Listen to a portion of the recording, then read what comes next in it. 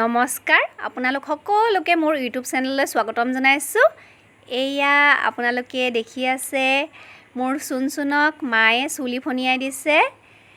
তাইক এনাইকে চুলি ফনিয়াই দিব লাগে, সেইকাৰণে মায়ে চুনচুনক চুলি ফনিয়াই দিছে। মায়ে চুনচুনক চুলি ফনিয়াই দিয়া দেখি মোৰ সৰু কথা বহুত মনত পৰি গ'ল। মায়েও মোক চুলি এনেকৈ ফনিয়াই দিছিল, তাইক দেখি মোৰ সৰুকালৰ কথা মনত পৰি গ'ল। মোৰ চুনচুনৰ চুলিখিনিৰ নিচিনা মোৰ চুলিখিনিও বহুত দীঘল আৰু বহুত ঘন আছিল, কিন্তু এতিয়া বহুত বেয়া লাগে, সৰি গ'ল, বহুত পাতল হৈ গ'ল চুলিকোছা মোৰ।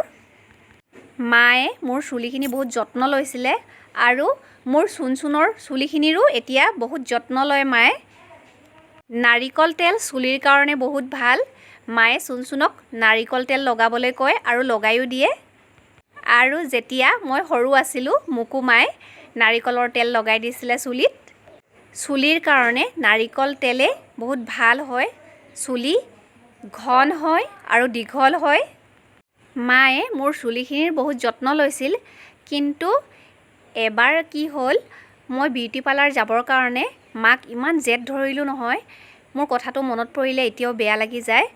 কাৰণ মায়ে মোৰ চুলিৰ বহুত যত্ন লৈছিলে। মায়ে কৈছিলে চুলি কাটিব নালাগে, কিন্তু মই কথাটো নুশুনিলোঁ।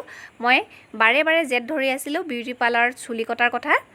শেষত উপায় নাপাই মায়ে চুলি কাটিবলৈ অমান্তি হৈছিল যদিও মোৰ কথাটোৰ কাৰণে মান্তি হ'ল, কিন্তু বহুত দুখৰ কথা। মোৰ চুলিখিনি যেতিয়া বিউটি পাৰ্লাৰত গৈ কাটিবলৈ গ'লোঁ, তাত বিউটি পাৰ্লাৰত কেইবাজনীও বিউটিচিয়ান আছিলে। তাৰে যিজনী আছিলে বিউটিচিয়ান তাই কাটা নাছিলে, কিন্তু তাইৰ পৰা যিসকলে চুলি কাটিবলৈ কাম শিকি আছিলে সেইসকলে কেইবাগৰাকীও লগ লাগি মোক সকলোৱে বেৰি লৈ চুলি কাটিবলৈ ধৰিলে। মোৰ চুলি ইমানেই ঘন আছিলে, গোটেই বিউটি পাৰ্লাৰটোৰ ৰুমটো ভৰ্তি হৈ গৈছিলে। চুলি কাটি শেষ কৰিব পৰা নাছিলে, 4-5জনী মানে কাটিছিলে। আৰু মোৰ চুলিখিনি তেতিয়াৰ পৰা ইমানেই ৰাফ হৈ গ'ল, ইমানেই সৰি গ'ল, ইমানেই পাতল হৈ গ'ল, মই সেই দিনটোৰ কথা কেতিয়াও পাহৰিব নোৱাৰোঁ। সেই তেতিয়াৰ পৰাই মোৰ চুলি বহুত সৰিবলৈ ধৰিলে, বহুত বেয়া হৈ গ'ল আৰু বহুত পাতল হৈ গ'ল। সেইকাৰণে মোৰ মনত পৰিলে এতিয়াও দুখ লাগে। মই তেতিয়াৰ পৰাই প্ৰতিজ্ঞা কৰিছিলোঁ মই কেতিয়াও বিউটি পাৰ্লাৰলৈ নাযাওঁ, কেতিয়াও মেকআপ নকৰোঁ, কেতিয়াও চুলি কাটিবলৈ নাযাওঁ, আৰু কেতিয়াও মই বিউটি পাৰ্লাৰলৈ যোৱা নাই সেইদিন ধৰি, আৰু মোৰ ছোৱালীকো কেতিয়াও বিউটি পাৰ্লাৰলৈ নিয়া নাই। যি যত্ন ল'ব লাগে ছালৰ হওক বা চুলিৰ হওক, সকলো ঘৰতে লোৱা হয়।